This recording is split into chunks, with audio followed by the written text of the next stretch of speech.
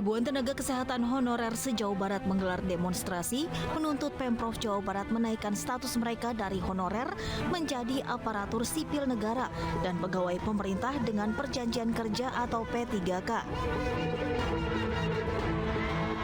Para pegawai honorer juga meminta jalur P3K tidak dibuka bagi masyarakat umum, namun hanya bagi tenaga honorer yang sudah mengabdi kepada negara selama puluhan tahun.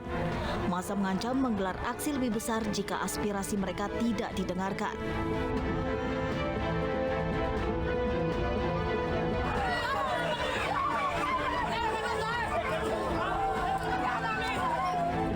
Video memperlihatkan seorang perempuan diambil paksa dari rumahnya, digendong ke mobil bak terbuka. Korban tampak menangis dan berteriak saat diculik sejumlah pria bersenjata tajam. Namun tidak ada perlawanan dari keluarga korban. Kejadian ini merupakan proses kawin tangkap yang menjadi tradisi di Sumba, Nusa Tenggara Timur, di mana seorang perempuan bisa diambil paksa dari keluarga untuk kemudian dinikahkan, bahkan tanpa adanya persetujuan dari perempuan yang diambil paksa. Kasus ini kini ditangani polisi dan sebanyak 5 orang telah diperiksa polisi atas tindak pidana penculikan. Sementara kini korban ditempatkan di rumah aman dan mendapatkan konseling psikologi.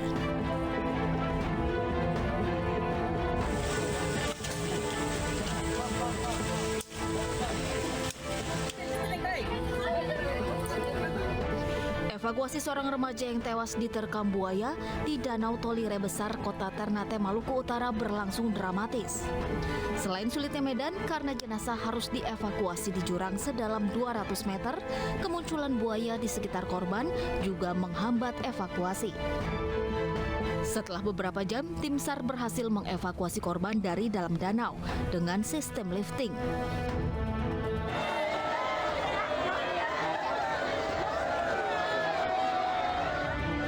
Kedatangan jenazah disambut tangis histeris keluarga. Korban seorang remaja berusia 16 tahun yang diterkam buaya saat memancing bersama teman-temannya.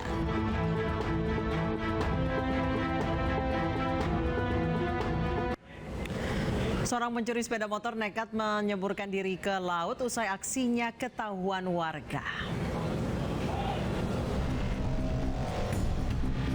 Orang maling motor, guys.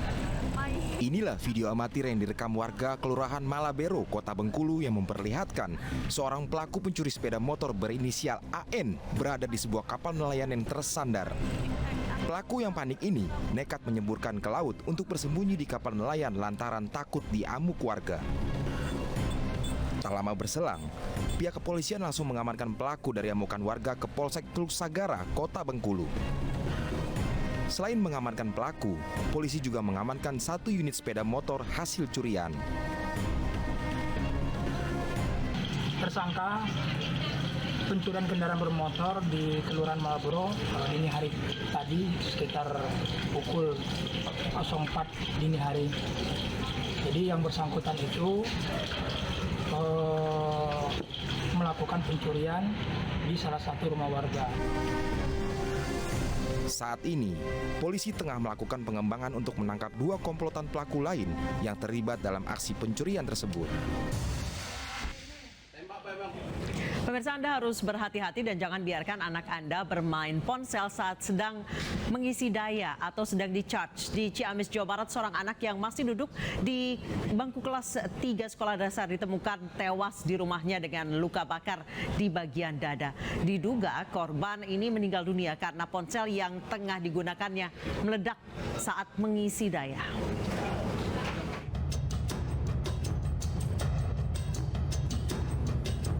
Seorang anak kelas 3 sekolah dasar IHM di Kecamatan Rancah, Ciamis, Jawa Barat ditemukan tewas dengan luka bakar di bagian dada. Bocah 9 tahun tersebut ditemukan ibunya di ruang tengah rumahnya dengan kondisi sudah tidak bernyawa. Ibu korban menyangka korban sedang tidur saat dibangunkan ibu korban histeris melihat dada korban terdapat luka bakar. nggak tahu krokodilnya kayak apa. Setelah ibunya pulang, dia udah kejadian kayak begitu. Diduga korban meninggal dunia akibat terkena ledakan ponselnya yang sedang mengisi daya, dilihat dari kondisi luka bakar yang ada di tubuh korban. Dan ditemukan ponsel yang sudah pecah dan berantakan di bawah badan korban yang saat ditemukan tertelungkup. Saya melihat dan meraba itu ada sebesar HP lah, sebesar telapak tangan itu ada bekas luka bakar. Disinyalir itu dikenakan kabel itu casan gitu kan, masih utuh, tidak ada gosong. Itu di kemungkinan itu ada kelainan di dalam HP. Dikenakan HP itu sampai pecah, baterainya keluar dan agak cembung gitu, kemungkinan ke arah sana gitu. Jadi bukan dari aliran casan dan sebagainya. Dari listrik lah ya, bukan dari listrik. Dari peristiwa ini warga diimbau untuk berhati-hati dan tidak menggunakan ponsel saat sedang mengisi daya.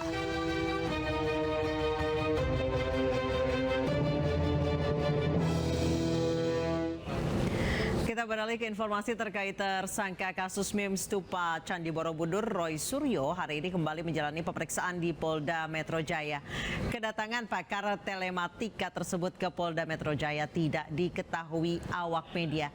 Dan untuk mengetahui perkembangan pemeriksaan mantan Menpora Roy Suryo, kita telah terhubung dengan Lisa Oktaviandi di Polda Metro Jaya. Lisa, apakah pemeriksaan sudah selesai?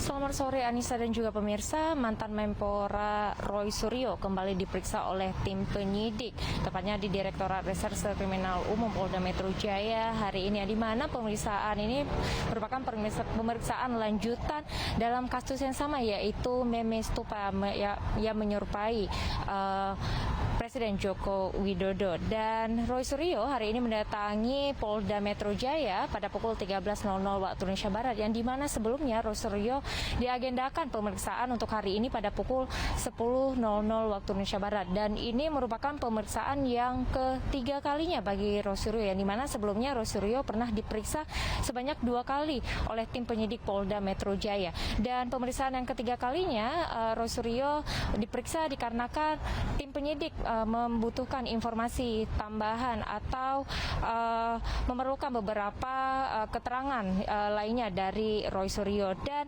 hingga saat ini Roy Suryo, tepatnya dari saya melaporkan saat ini di Direktorat Reserse Kriminal Umum Polda Metro Jaya dari pukul 13.00 waktu Indonesia Barat siang tadi, hingga saat ini masih diperiksa oleh tim penyidik di Polda Metro Jaya. Dan dalam perkara ini, mengapa Roy Suryo walaupun telah ditetapkan sebagai tersangka tapi masih belum ditahan? Tim penyidik menilai selama pemeriksaan Roy Suryo masih dalam tahap kooperatif. Dan apakah selesai pemeriksaan pada hari ini Roy Suryo langsung ditahan atau tidak? Kombes Pol Endra Zulpan selaku Kabid Humas Polda Metro Jaya juga mengatakan penahanan tersangka adalah wewenang sepenuhnya oleh tim penyidik. Dan hingga saat ini kami akan update lagi untuk selanjutnya. Dan saat ini Roy Suryo masih dalam tahap proses pemeriksaan, yang dimana sebelumnya pada proses pemeriksaan pertama Roy Suryo diperiksa selama 10 jam oleh tim penyidik di Polda Metro Jaya. Anissa. Baik, Lisa, selama 2 pemeriksaan yang lalu, Roy Suryo ini pulang dalam kondisi sakit. Bahkan terakhir kita melihat Roy Suryo menggunakan penyangga leher. Menurut Anda atau menurut keterangan kepolisian yang sudah melihat pada saat Roy Suryo datang, seperti apa kondisinya, Lisa? Hingga saat ini dari informasi yang kami dapatkan, Roy Suryo mendatangi Polda Metro Jaya pada siang hari ini masih dalam keadaan sehat. Dan dari pihak penyidik pun memanggil Roy Suryo yang ketiga kalinya hanya untuk meminta informasi atau keterangan tambahan lainnya yang menurut tim penyidik masih belum lengkap. Anissa. Terima kasih Lisa Oktaviandi melaporkan langsung dari Polda Metro Jaya. Selamat bertugas kembali, Lisa. Pemirsa, sebelumnya Roy Suryo juga jadi sorotan karena videonya mengikuti acara klub mobil mewah tersebar dan viral. Roy Suryo tertangkap kamera tertawa, padahal sebelumnya jatuh sakit saat menjalani pemeriksaan.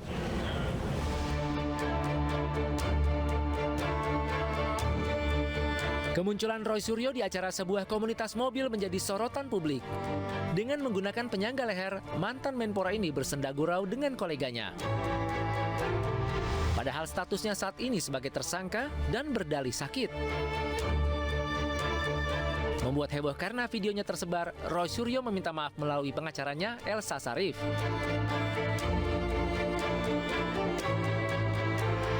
Sebelumnya dalam 2 kali pemeriksaan Roy Suryo jatuh sakit.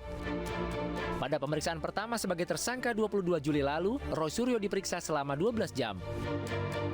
Keluar dari pemeriksaan panjang, Roy harus dipapah dan menggunakan kursi roda. 4 hari berselang, Roy Suryo kembali diperiksa. Setelah 10 jam, Roy Suryo keluar dengan penyangga leher. Roy Suryo terseret masalah hukum dan menjadi tersangka kasus dugaan penistaan agama karena mengunggah meme stupa Candi Borobudur yang diedit menjadi muka mirip Presiden Jokowi.